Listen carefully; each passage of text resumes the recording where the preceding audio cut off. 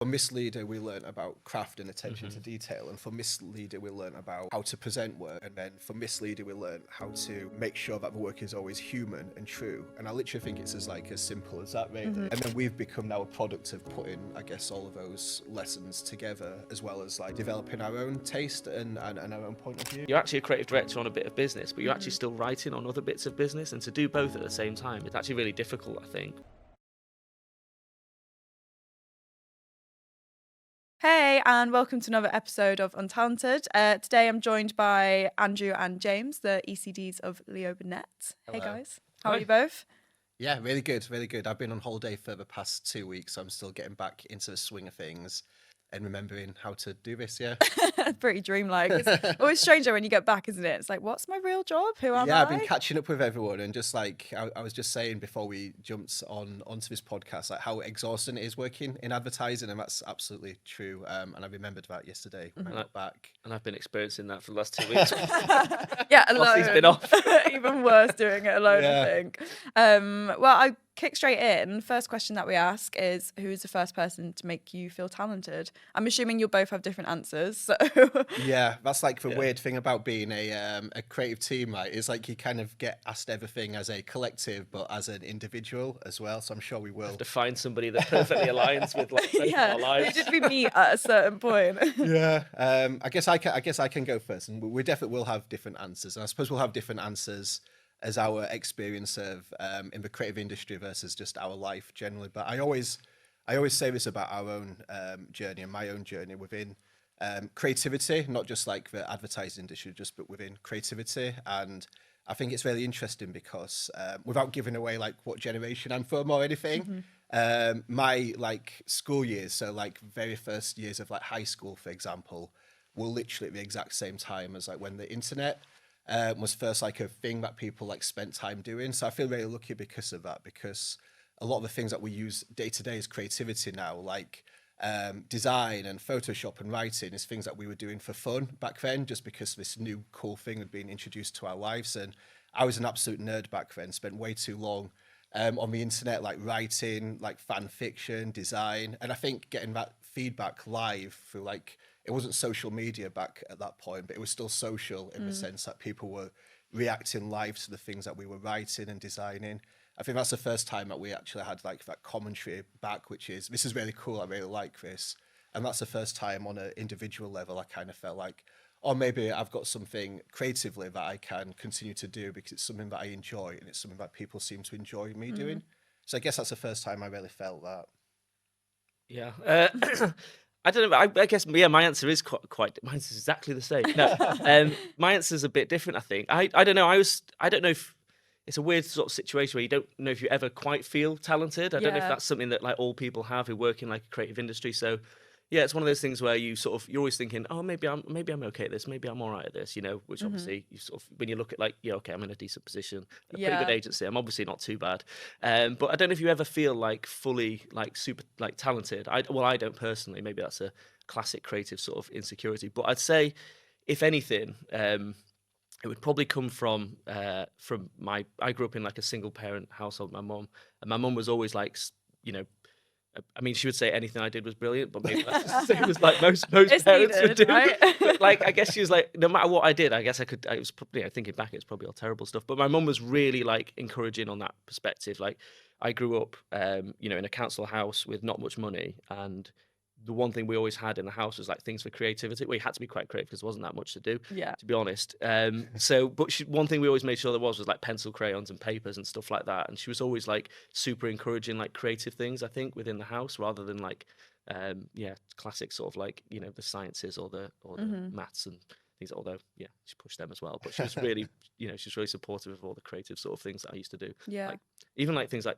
taking apart radios and stuff like that as a kid. I don't know if that even is creative. But... No, it definitely is. I think it's just like that encouragement, isn't it, from someone or something, whether it is like people on the internet that you don't know, or whether it's your parent who's pushing you to be like, well, no, you can do this and it's okay to do it, and actually it's pretty good, and even if it's not good, it's fine. Yeah, like I think that's the thing, isn't it? Like, I feel like I should just say as well, my mum was also just in case she's reading this, I just didn't want to give she's that gonna listen and be like, what?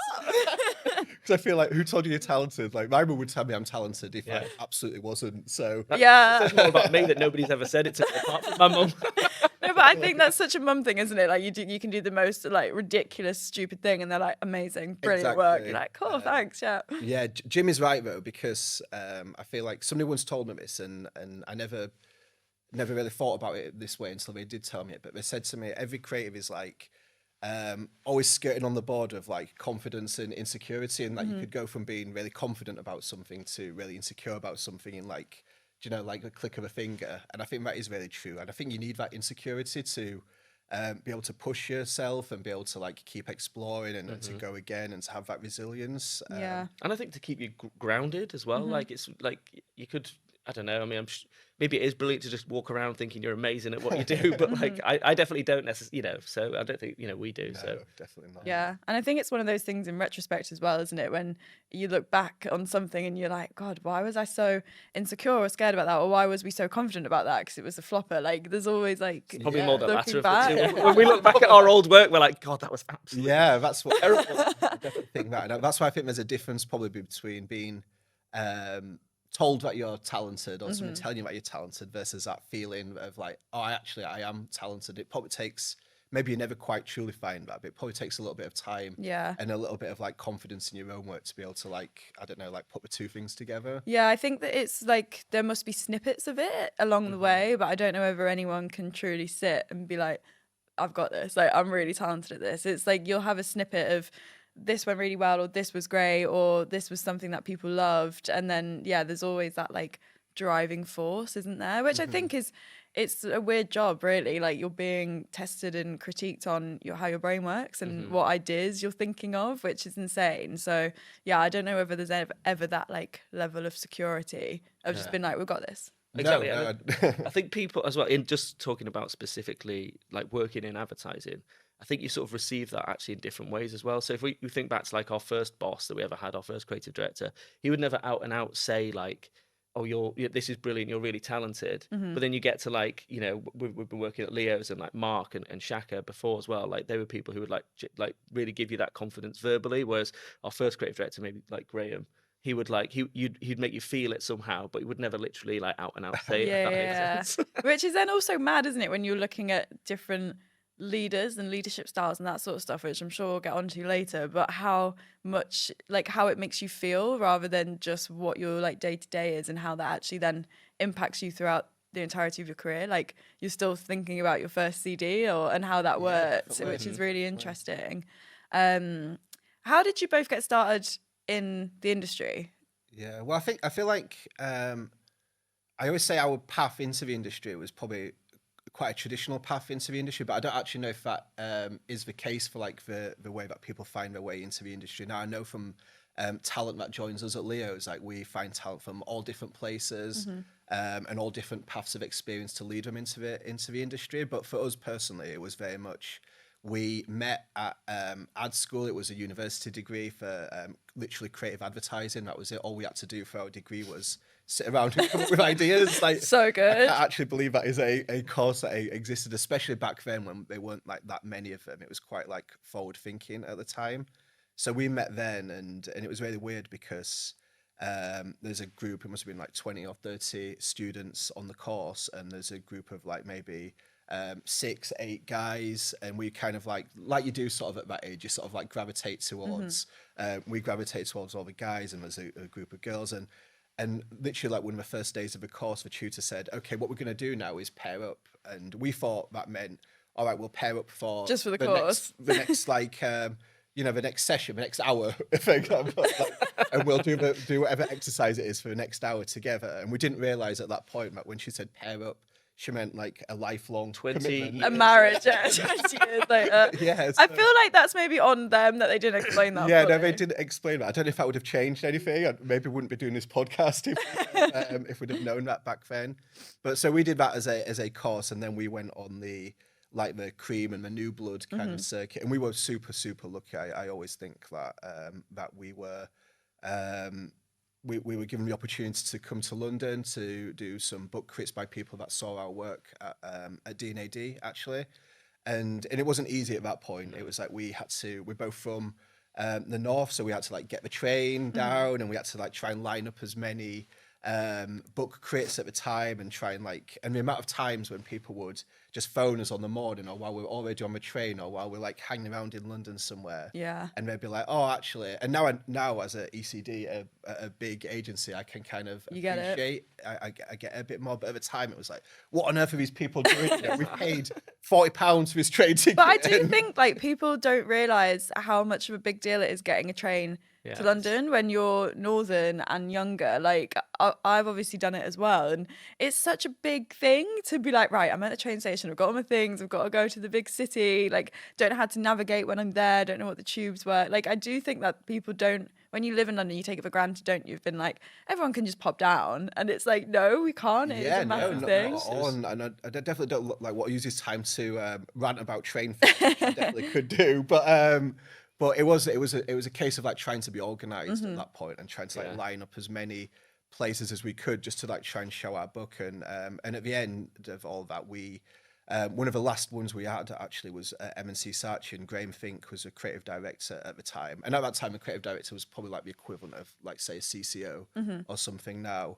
And again, it was the same thing. We'd been waiting in reception for like 2 or 3 hours. Oh my God. And then you get that phone call, and you sort of know what that phone call is. And it was like, oh yeah, Graham's running busy, you know, he's probably not going to be able to make the meeting. And we genuinely said at that point, and this is the first time we ever did that, we're here, we sat downstairs, we'll sit here as long as it takes him to finish his meetings. And I think that was like just the frustration and the time of like, we've come to London, we've done it for like 4 or 5 weeks in a row now.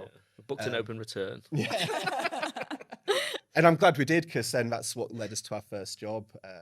Yeah, I think he probably appreciated that. Like that, he's that one of those characters that probably appreciate that perseverance as well. It's like, oh, stubborn. Yeah, you can imagine him like eye rolling, can't you? Been like, oh, just get them out of here. Yeah, and then actually been grateful. An extra hour or something that night just to like keep looking testing over the balcony. It's still there. I could definitely imagine that. And then we were there at that first agency for like 7 years, and I think it's fair to say, I don't know if you would agree with this, but I feel that we were not like fast starters in the creative industry. And we've got teams now as ECDs at Leo's. We've got junior teams who are absolutely flying, and they come up with ideas that we would have not even ever dreamt of, like in our first few years. So I think we were definitely like not fast starters. But what I've realised now, looking back on it, is we were learning like so much and from so many different people. And what was great about that agency at that time was they had a bunch of clients, and it was a big agency, and they were always bringing in people to give us talks, people to share experience with us. And I think even though we weren't able to take that and put it into practice at the time, we were still absorbing it. And then as we moved agencies, which maybe Jim can talk about, as we moved agencies, we kind of started to put things together, and the lessons that we learned then kind of started helping us out for like roles that we'd had since. Yeah, no, that's definitely true. I think we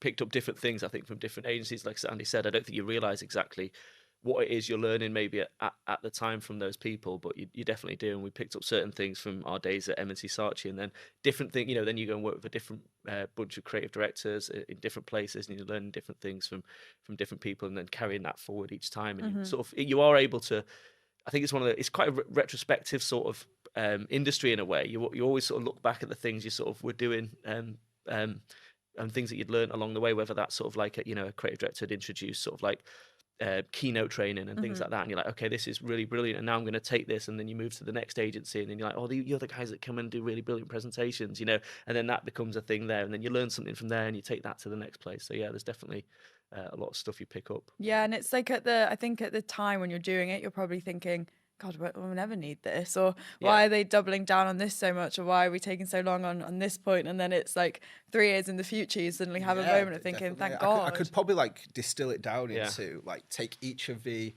periods of the leaders that we've learned from, and I could probably distill it down as simply as like, for Miss Leader, we learned about craft and attention to detail, and for Miss Leader, we learned about how to present work, and then for Miss Leader, we learned how to make sure that the work is always human and true. And I literally think it's as simple as that, really. And then we've become now a product of putting, I guess, all of those lessons together, as well as like developing our own taste and our own point of view. Yeah, and I think this must happen like through every sort of generation of people. It's always like this kind of thing where people always look back and stuff. But I do think we look back to like that first time that we started in advertising, and to Andy's point, that's the one where I think we learned like the craft. But I think we were very fortunate in a sense of there was a lot more time then. Like you would get like a couple of weeks to do like a 48 sheet campaign, and that was it. And also you'd have time to then go and sit with like the retoucher and the the photographer and spend the day. You'd have so much time to be able to sort of learn those craft skills, which is something which I think is actually really important, given us like so much like education on that process. And it's really important, I think, as well as we sort of in our role now, to make sure that the team sort of, as much as possible, although that time is inevitably going to be truncated with the amount of work you do now. Things like all the social, advertising that you do didn't exist back then. It literally was TV and posters and stuff like that, and radio. It was like, Channel 4, ITV, BBC, TV, well, it wasn't, but like, the equivalent of. So yeah, like it's important, I think, as we sort of progress into the, as ECDs, to make sure the teams have as much time as possible to sort of learn that craft, I think, as well. Yeah, I was going to ask, actually, you mentioned that you felt that you were maybe slow starters in, and that, like, looking back now versus the teams that you have, do you think, like, what do you think there's things that are lost with these junior teams having to be suddenly so advanced and so much quicker? Probably benefits and disadvantages. Yeah. I think like the time is a massive thing. I think, like I said, like we were fortunate that we were given that time to craft, and now it's sort of it's I don't think it's quite in the same place. Unfortunately, timelines and things like that, clients need things. It's trickier. Yeah, but then you gain something as well, because everything's a lot faster, and that makes the creative process a bit faster. But actually, when you think about it, the way that the audience, which is actually the important thing, especially when you think of like what we do at Leo's, which is all about populist creativity, the audience is consuming the things that we make a lot faster, and their attention span is a lot shorter. And I think talent coming into the business now probably get that way. We had to learn that as a lesson, whereas they've like grown up with that as just like a fact of their lives. I think there's, like most things, there's things that you gain and things that you lose, and for us and what we do now in our role, I guess it's about trying to keep hold of the things that we've learned that we think have been really valuable to us, things like craft, things like the importance of clarity and like what an actual advertising idea is, because there's so many ways in which an idea can come to life. I think sometimes it's easy to forget, but what actually is the creative idea at the heart of each of these executions. So things that are fundamental to our kind of like creative journey that we've been on, trying to keep hold of them, but then also like learn from the teams that we're bringing in, and also just like keep ourselves educated on media and trends and all things like that, and hopefully put those things together. That's what we try and do, and it's a journey for both parties, I guess, in that respect. Yeah, for sure. I think I was listening to another podcast. I won't mention it. I only listen to this one.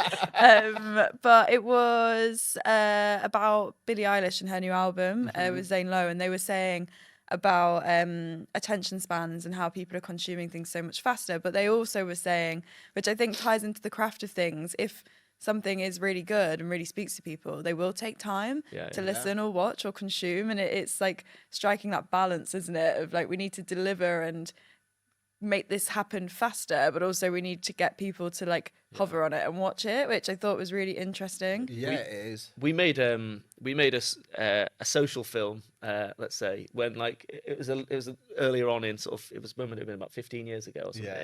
And it was a spoof for MasterChef.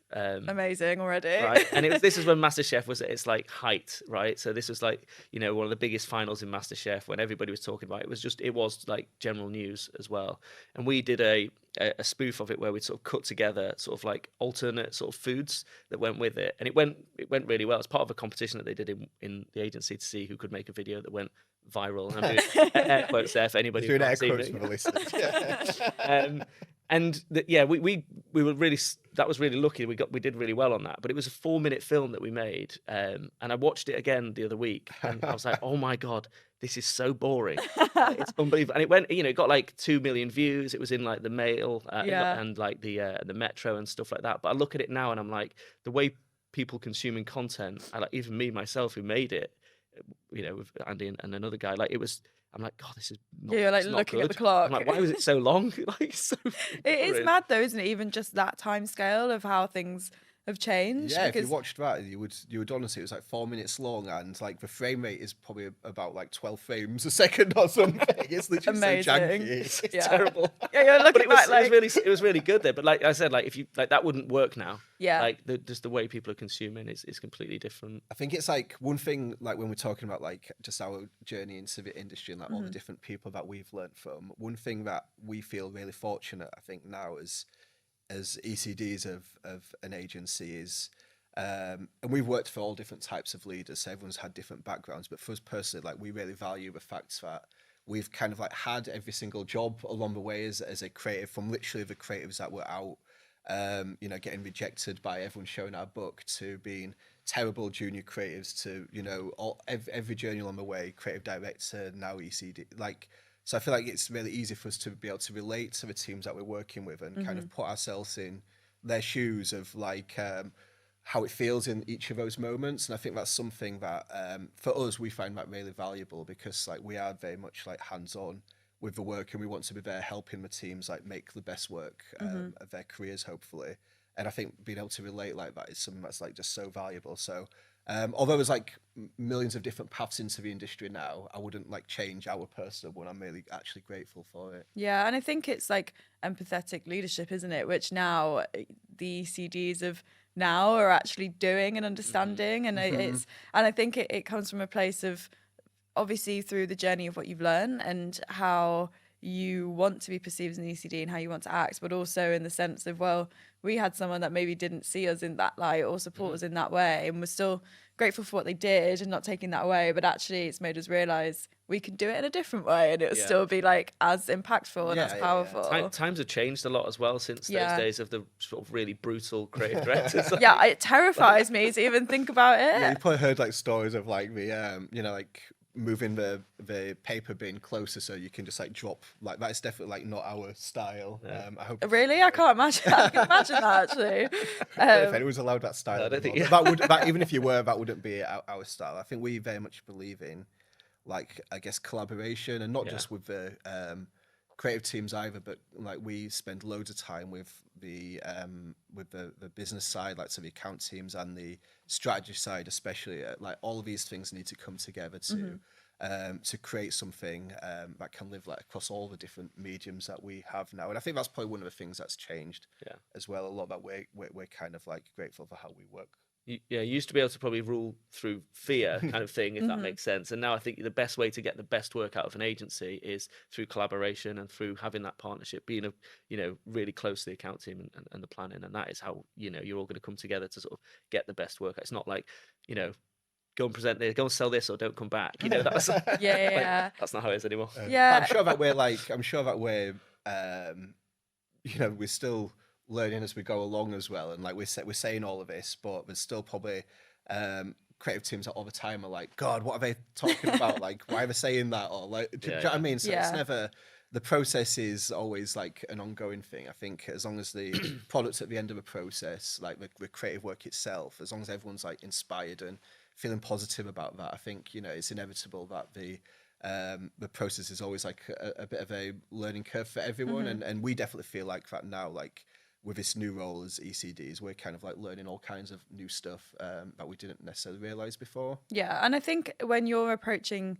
your leadership empathetically, it then allows for your teams to also view you in an empathetic light as well, and understand actually this is your first time doing this. This is quite new to you still. And I think if you are open and vulnerable to that and how you're approaching them, then it's mirrored so much more, rather than you going in and being like, it's our way or the highway, like here's the paper bin. That's when they'll then be like, oh God, like shut up. Imagine we just randomly just changed like, a hard line to the way we were as creative directors. The way that we work at Leo's, and this isn't just like me and James, this is like Leo's as a agency and the whole like creative leadership team, from like Mark, the CCO, and all the creative directors. Everyone's got that same spirit of collaboration, and I think what that means is we're all kind of like getting involved in the work and the actual like detail of the work. Like I said, we've had creative leaders before that would literally just be like, what you're working on, and you'd kind of tell them and explain the idea, and it's like, yeah, just push it and make it really bold, and so you'd get, I guess, like leadership through those like pep talks, and Yeah, you're like, great, and can't wait it's now. like, yeah, I know what to do now. They're both looking at each other like, shit, how do we do exactly. that? And at the time, it's funny because you're always like, yeah, we'll do that, and then you kind of look at each other afterwards. It's like, do you know what they actually mean? Yeah, Like what are they that? talking What about? are we talking about? But at Leo's, it's very much like all the creative leaders are hands-on with the work, and I think that's brilliant. But it does create a challenge as well, because you're trying to, on the one hand, I suppose, be inspired and give those inspirational pep talks, but on the other hand, you're being like very much in the weeds of the work, and actually like, to get from this meeting to this meeting, we need to do this set of things, and like when you're actually in the process of creating, like we'd be the first to admit that we're right as much as we are wrong, you know. And often it feels the same when you're wrong as it does when you're right. You don't really realize until afterwards which way it's going to go. So I think that's one of the challenges that we're finding, is like, how on one hand can you be inspirational as a leader and give people the motivation, while on the other hand you're navigating like just like the day-to-day of a creative process of being like down in the detail of Yeah, because you don't want to jump in because you want them to do the do and learn, but equally like there's still the same pressure on you to deliver and get it right at the same time. So so you've been at Leo's just over 7 years. I'm keen to understand like how, I think those internal promotions are always really interesting to me, of how you then have navigated from kind of what you were saying of how do we stop almost like being a creative and then being an ECD, and you've actually done that journey within one agency. So like, how's that journey been, being there for so long and now being in a much more of a leadership position? Well, I think the step from, I think the steps are feel quite gradual when you do it within an agency. It doesn't feel quite as like hard line, now I'm this person in this new agency. So I think, I mean, having never done that, because I took these steps today, so this is just like, I don't know what I think it might feel like. But I think because when we were creative, say for example, we would probably start to like look after bits of business or jobs and things like that, sort of certain projects. So we'd almost start doing the creative directorship role before we were ever creative directors, if that makes sense. Even having teams like working into us in certain things and stuff like that. So you sort of grooming yourself into that sort of position, which has obviously been supported by the creative lead at the time. So that was, Shaka, when sort of she promoted us to CDs. And then I guess you sort of, when you've got a really good relationship with, which we've sort of been really lucky to have with a really good client like McDonald's, it sort of made sense then when that time come to sort of like put somebody into sort of that position to sort of look after a bit of that business. We'd sort of had that relationship, so it sort of, we took that step. And then, like I said, because we'd already sort of been doing it, we had a great relationship with the clients and stuff like that. It didn't feel like a massive leap or anything. Yeah, you're not suddenly and also when you sort of do that thing, which is probably one of the hardest roles, I would say, I think, which is a straddled role, where you're actually a creative director on a bit of business, but you're actually still writing on other bits of business, and to do both at the same time is actually really difficult, I think. But yeah, I think because you sort of do it gradually, it doesn't feel like there's like a massive change, and then eventually you look back and you're like, okay, by the time you come to like the end of the sort of the creative directorship sort of time when we were doing that, you'd sort of, to when you started, you'd changed massively actually, and you'd become a different kind of person. But it's really gradual, versus I imagine if we'd left and just become a creative director somewhere else, it would have been a lot more like of a massive step change, probably. Yeah, it's much more, it's like a complete new environment, new accounts, new everything then, isn't it? Which makes it feel much more real, I think.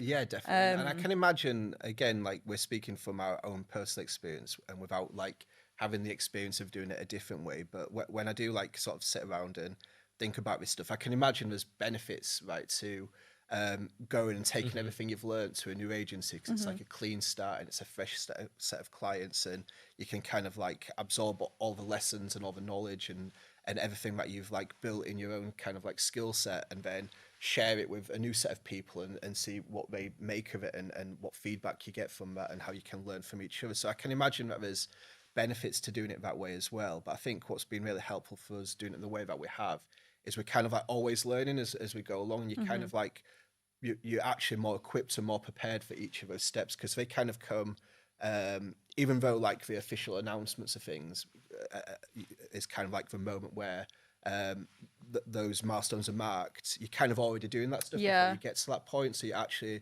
more equipped for doing the job when you actually start doing it, if that makes sense. So there's things, while I'm saying that, there's things which are a challenge as well, you know, like in this new role as ECDs, it's very much a job about the creative product, which is what we're the most comfortable and most familiar with, but there's also like management responsibilities. Yeah, it's all the like, business stuff. yeah, and it's like down to like things like making sure creative teams have done their timesheets, you know, and we would be the first to tell you that we would have never imagined ourselves as the people like chasing down a timesheet. I'm like, you enjoying that part? How's that going? I wouldn't say that we're enjoying that part specifically. We're enjoying like learning that part, and like we said at the start, you're always learning. I think the best people in this industry are always able to, whether it feels like in the moment good or bad, you're always able to kind of like learn something. And we're really lucky because like Mark, who's a CCO at Leo's now, is so brilliant at all that stuff, and there couldn't be a better person to learn the stuff that we're not good at from than Mark. He's amazing at as a creative leader in the sense of like running a creative department, which has just like never been our experience before. So we couldn't really be in a better place to learn that stuff. I think the only potential downside, which I don't think we've really experienced in this specific step, is when I'll relate this back to when you sort of in an agency. So our first agency we were in for like 7 years because we started out as like juniors, you know, really wet behind the ears, didn't know what we were doing. And then you sort of work your way through and you've been there for a long time. You're sort of like midweight creatives, you know, you're doing quite well there. You still get looked at, I think, as like the kids by a lot of the people, if that makes sense. So it's really hard to sort of change a perception, I think, by doing a movement within an agency. You sort of always get looked at as the role you started at. And sometimes having that fresh start is a brilliant way to sort of to reintroduce yourself, and you come in as whatever you are at that moment in time, and you don't have any of that sort of like baggage from before. But I think actually I don't think like we felt any of that necessarily here. Maybe it's different when you're moving from a junior creative to a senior creative versus moving from a senior creative to creative director to ECD. And I think at a time as well, we've been really looking at the agencies like seen a lot of change as well. So we've been in a massive like growth period. So there's a lot of new people have joined over that time as well. So it's not just like the same people. And now we've just got a different role with all the same people that we were working with before. There's a lot of new people. So I guess they get to come in and appreciate you in the light that you are at that moment in time versus before. Yeah. So no, you go. Well, I guess everyone's got a different leadership style and different journeys, I suppose, work well with different leadership styles. And I can imagine like how a fresh start for some people would work really well. But I think the style of leadership that we aspire to do, and hopefully that people would say that is our style, is very much like by doing it, I guess, and acting it. And I suppose that works really well within the setup that we've got, where we've kind of like learned each of the individual roles along the way of an agency. That we can kind of put all this stuff into practice. So that would be our style of doing it, is like through our own experience and like getting stuck in with everybody else, and that's what works for us. There'd never be like anything that we'd ask a creative team to do, and we always say this, that we haven't or wouldn't do ourselves. Whether that's, I remember we were doing a campaign for McDonald's recently called Fries Claims, and we had to like really hustle to make that job happen. You know, it was kind of like a small budget relatively by McDonald's standards, and some of the huge campaigns we make for that amazing brand. And so it was really hustling. We had to shoot it all in a day. It was live. It was in Leo Burnett. And the time we had to start doing it was like 4 a.m. We had to all get to the agency to like set up like this fake office that we'd built inside Leo Burnett.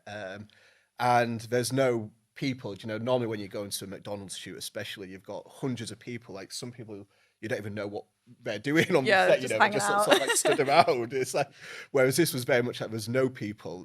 It was like our creative team, Gina and Freya, were literally building this office themselves, and they were really surprised when we walked in and it was like 4 a.m. because I was like, oh, we weren't expecting to see you here, and it's like we would never ask you to do anything that we wouldn't do ourselves happily. Yeah, so, and that's very much like how we like to work with the teams. Yeah, I think it's nice as well because you've done it in an agency where still some of the people that you were with before being promoted and before that are still there, and it's like they know that you've sort of been there, done that, got the t-shirt type of thing. We need to talk about McDonald's. You can't go away with not talking about McDonald's. Firstly, what's your order? Your Mackey's order?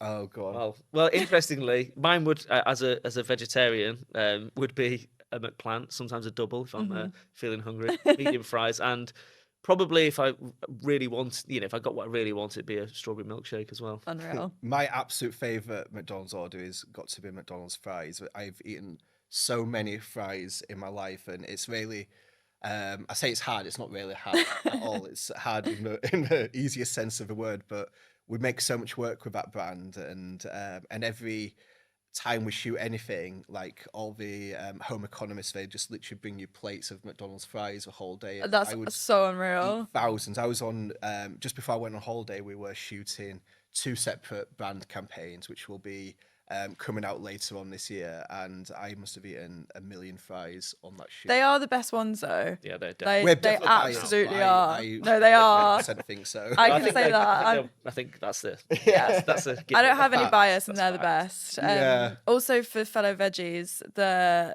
veggie McChicken. It's not in the UK, which makes me so angry, but it's definitely the best Oh, one. well, Yeah, I've we'll had take that that. in. We'll take that. I've had that in back to, Switzerland actually. Yeah, it's unreal. Please let them know that I said that. Yeah, we'll take that back. Yeah, that feedback. Yeah. So how long have you been leading that account? A long time now. Yeah, I think like maybe 5 years, 5 or 6 years, maybe 5 years. Yeah, 5 years I think. Yeah. And Yeah. yeah, I think like you can obviously see as well that the work has dramatically changed, and what we were talking about before of the fact that audience has changed, so formats need to change, and that like populist side of it also needs to tie into it. How did you navigate that relationship with such a massive account? Well, I think like I said, we're really lucky that we had a good relationship with the clients themselves. The clients are brilliant, and because we've already started as like junior, as senior creatives on that sort of working, we sort of established a relationship where they trusted us because we'd already done some really good work with them. But I think they've been brilliant on that journey that we've been on. I think the focus that we've sort of had on the work over the last 5 years is on like leveraging like the iconicity that the brand has. We're really lucky, I guess, that we have a brand which has such incredible like iconicity. So we've always tried to like pull back to that and always put the brand at the heart of it, rather than making like, previously I think we'd sort of, including ourselves, we'd made work which was a sort of a side story, and then like McDonald's sort of like appears at some part in it. But the thing that we've tried to do over the past 5 years is, leverage the iconicity of the brand, the iconic products, the things that is sort of right there at the heart of it, and push that and make sure that the brand is like right at the heart of any story we tell, not necessarily just like a byproduct. byproduct, if that makes sense. Like Leo's and McDonald's have got this like amazing history and this amazing partnership. It's like 40 years old or something, and we've actually still got people at Leo's who've like worked on McDonald's for that full 40 years. That's there's, amazing. Like, there's a huge amount of like knowledge and brand experience, but also like ourselves, like we go to McDonald's all the time. I was showing someone the other day my banking app, and it sort of tracks all of your visits, and I was showing like in the past year I've been in a McDonald's like over like 150 times, and that's just by, sometimes like, to be honest, it's like there's one right by Charing Cross, so like when I'm wandering home It's on helpful. an evening, it's helpful. But like a lot of times we'll just go and we'll like buy a McCafe, or we'll just go and sit there and just kind of like observe and watch people, like not in a creepy way, but we'll just kind of like see what people are up to. And that's like now as someone who works on the brand. But before, even when I was like a kid, I used to get taken for a treat, by my family, very similar upbringing to Jim. Going to McDonald's would be like a once a month kind of like, that would be like the highlight of a month as a kid. And then as a teenager, like going into McDonald's like literally every single day after college and after school. So there's a huge amount of personal lived experience between ourselves, and then each member of the team working on that account has got their own version of that. So I think everyone loves McDonald's, and I think that's like the key to it. But I think what was happening maybe when we first jumped onto the account like 5 or 6 years ago was we had that love and that knowledge and that respect for McDonald's as a brand, but we were still like letting advertising instincts get in the way of it. Like, what's the clever story, or what's the funny ad idea that builds up to this reveal of McDonald's? And that's not the wrong thing to do, and it works really well for McDonald's. But for us, we kind of looked at that and we took a step back, and it's like, that isn't when we talk about trying to create a rolling culture for our brands, which is what populist creativity really means, and that's like what we champion all the time at Leo's. Some brands you have to work really hard to find that rolling culture, but McDonald's has got an authentic rolling culture that most people are familiar with. And I think we just didn't quite realize it, or we're letting our advertising instincts get in the way. But what was really helpful for this specific thing, very unhelpful for a lot of other things, was the pandemic hit. And I think we went through a period where we came really close together with a brand on a personal level. We had that shared experience, but it actually taught us a few things. And that was the first time that McDonald's had ever closed for business in the UK. Yeah. And in that period of time, like whatever it was, 2 to 4 weeks, where McDonald's weren't serving its customers, what we observed was amazing at that point. You could see all over social media, like people like just driving up to close McDonald's and crying. And longing at the window. You saw that clip on This Morning of like John Turode trying to cook a McMuffin and it's setting on fire. And, you know, just this huge amount of love and affection and a genuine role in culture that McDonald's had. And I think that was the first point where we really looked at it and thought, do you know what? McDonald's, we don't have to do anything. McDonald's exists in culture already. And ever since that point, we've tried to change the way that we approach work to, rather than focusing on like advertising ideas and clever stuff, our focus is always on the culture of McDonald's as a brand and celebrating that. And obviously there's still a role for advertising ideas, but they're in service of the authentic role that McDonald's has in culture. So the starting point for every single piece of work we say is to every team that works on McDonald's, what you need to find is something that's true to McDonald's fandom that exists in culture. So if you're working on a brand campaign, what's true about McDonald's as a brand? Okay, like when people invite each other to McDonald's, sometimes you don't even need words to do that. That's something that anyone can relate to. It's true. No other brand could say that, but it's true to the iconicity and the culture of McDonald's. And then that's when you're bringing like all the advertising techniques and skill. Okay, what if you turned that into an eyebrow raise, for example? That'd be sticky. So that's kind of like the process, and that's what we stick to from a brief as a small brief or the biggest brand briefs. And do you think that going through that journey with McDonald's has affected or altered how you approach different client relationships as well and approached work for different brands? Yeah, I think so. I think it, like everything you do, sort of impacts how you think about everything else. I think McDonald's, I guess, is one of those brands that like genuinely does live in culture, probably more so than a lot of brands out there. There's probably only a handful of brands that are genuinely, globally that sort of have that sort of effect, that would have that effect over a pandemic where it's not just fast food that you're craving. It's specifically like that brand's fast food. So there aren't probably many brands, like luckily, we're lucky that we get to work on that one, that have that sort of level of iconicity that sort of allow us to do that so well, I think, probably. Yeah, but I think you take like lessons. No two brands are ever going to be the same. And it's not just the brand itself. It's obviously the team, the brand's team that are working on it, and then the relationships and the partnership. So nothing's ever going to be exactly the same. But there's definitely things I think that are transferable, and there's things that we've learned through that process that we went on. Kind of like, I wouldn't say reinventing the way that we do McDonald's advertising, but just like trying to evolve it to make it feel cultural, that we can now take as lessons and we try and bring back to like other brands that we work with. Even if that's as simple as, okay, another brand that we work with might not have that same like iconic role in culture that McDonald's does genuinely, but it doesn't mean that it doesn't have its own set of like truths around the brand that any person in the audience could relate to. It's similar to we started working with Morrison's recently, for example. Even though that's not exactly the same as McDonald's, you could still go on TikTok and you could find videos about people just talking about how to cram as much salad as possible like, into their salad me. baskets, and like how it's like a game of Tetris, and how if you just fill it with boiled eggs and get all cheese in the gaps, you're like maximizing your value of that's so funny. Of a salad. That's given me such like a funny memory of going to Morrison's with my nan and her taking elastic bands so that she could elastic band the salad boxes shut, which is smart. You look back and you're like, oh, she was on something. That's genius. Yeah, but then I can smile because I went to Morrison's as a northerner, like that was like my supermarket, and I've done exactly that same thing, and there's a whole bunch of people.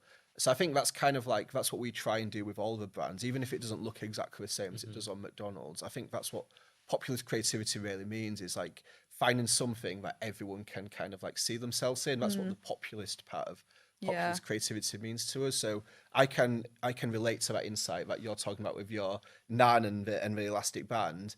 What the creativity side of things then is used to enhance that populist truth, if that makes sense. So how would you bring that insight to life in a way that is unexpected or bold or lets people get involved. Yeah. And that's kind of like our personal definition of what populist creativity means. Nice. Yeah, it's like playing on like the populist side of it and the current side of it, but also like the nostalgic side at the same time, which is then really interesting. Because I think there's such like a drive on pop culture and what's relevant right now, but then you're missing out on that, like, how do we make people have these weird memories of their nan taking them to Morrison's type of thing, which is they're really universal. I think those are like, that's the thing I think we, like Andy's saying, we're taking through, is like those universal truths that everybody can understand. They're what popular, but they're not saying they're popular and say they're popular because everybody understands them, if that makes sense. Yeah, I mean, Morrison's is, I feel like it gets a bad rep because it is one of the best supermarkets. I think it's just like, it's hard for us to say because we're both Northerners and that was where we grew up. I actually worked at Morrison's as well, so Amazing. I've got a lot of experience in that brand.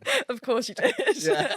Like, as a Northerner, it's like, yeah, there's only a few jobs. McDonald's and Morrison's, yeah, a few jobs that you would have as a Northerner. I love that. You're looking back now, like, I've been here for so long in London, it all doing just a makes different sense, job. doesn't it? Yeah, it's all equated to this.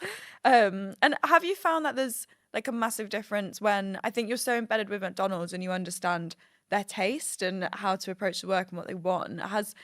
Have you found that there's a big difference on how you approach like even the taste side of things with different accounts, and even with sort of then blending that with your personal taste? Because when you're so embedded into something, it's hard to then not adopt that as your own. Everyone's obviously got their own subjective personal taste, and like I said, we've been on this journey with McDonald's for a long time now, and a lot of the brand team that work at McDonald's have kind of like come up through the ranks as around the same time as we have been as well. So we've had a lot of shared experience, like developing taste together and sharing knowledge and sharing inspiration. So it's kind of hard to sometimes think like, where does our taste end and theirs begin? It's become like it's a shared taste that we've got with that brand, and you're not going to be lucky enough to have that with every brand straight away, I guess. But you need to, I think one of the first things you should really do when you're working with a brand in any way is to try and develop a shared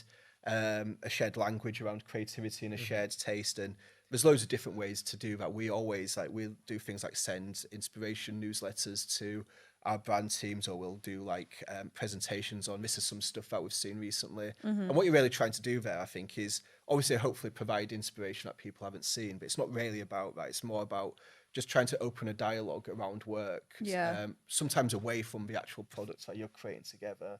And that's what you can kind of learn about each of us tastes a little bit. I think definitely away from the work. That's one thing that's been really helpful on McDonald's, is each year we sort of sit down with them and we talk about what kind of work do we want to make together. You know, like, what does that look like? What is that going to look like in a year when we sort of look back at what we've done? Is that going to sort of tick those boxes? What is our sort of ambition for the creative output throughout the year, and sort of trying to do that as well across like more clients as well, as we sort of progress. Do you think that there are particular industries or spaces that advertising should pull more inspiration from? Yeah, well, I feel my answer to that is yes, definitely. I feel like advertising should pull inspiration from everywhere. My own personal inspiration comes from a bunch of places that I'm really inspired by design and fashion and gaming and film specifically. And like when we look at, especially like the craft side of anything, you kind of pull in and draw in on all of that experience. And I think you have to be able to absorb that. That's how you can find unexpected ways, I suppose, of bringing a populist truth to life. But I also, and I guess everyone will have different points of view on this, but I also am a big believer in drawing inspiration from the industry as well. And like, we'll be the first to say we spend a lot of time looking at, it was D&AD the other night, and I've probably like looked at every single entry at this point, and I just enjoy appreciating the medium of advertising as well. So I think it's very important that you know the craft of advertising, and maybe advertising is the wrong word these days. Like, maybe it's just creativity with marketing and brands as the outlet for that creativity. I think trends are changing so quickly and the canvas is changing so quickly. I think you need to be able to appreciate that and keep up with that. But that shouldn't be your only source of inspiration. And what that other inspiration is could look. It might be football for someone. It could be anything. You know. No, definitely agree. Yeah, and I think it like allows you to then look a little bit more holistically at the actual advertising stuff when you're not just solely consuming that all the time. But also on that level of, like you said, you need to appreciate that as a craft in its own right too. I think so, yeah, definitely. And I think, again, it's about pulling those two things together, and that's like a lot of what we try and do with advertising in our role and creativity with brands is, I guess you're pulling a few different things together to create something new.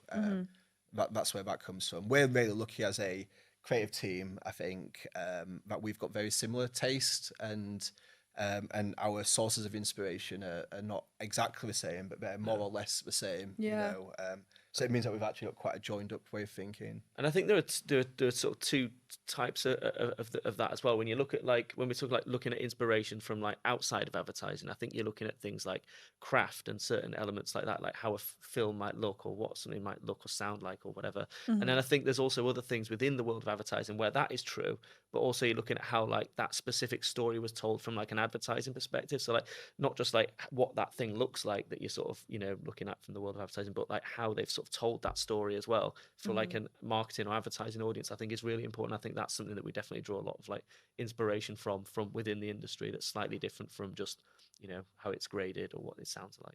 Yeah, true. And there's so many levels to it, isn't there, that you wouldn't have even been able to pick up on or know the reference of. Like, I love it when I'm chatting with someone about a piece of work and they're like, oh, I've got the reference from like this music video from the 70s. And obviously I'm a nerd, so I go and watch music video from the 70s. And then it's suddenly like, it makes it so much more interesting. And you kind of go down that path of like, where the hell did you get that from? But it works. Exactly. And what happens like for all the time, like I'm obsessed with watching films, and especially like I just come back from holiday, so I feel like I've got some jet lag that's like keeping me up until like 3 or 4. So I've been like watching things far too late at the moment, and so I'll see like a shot in a film, for example. I saw one the other night. It was a really amazing like fisheye lens shot, and it's like, oh, I'd love to put that in one of the films that we make for our brand at some point because it looks so cool. But then you realize when you're actually making a film for a brand and you're trying to tell a story,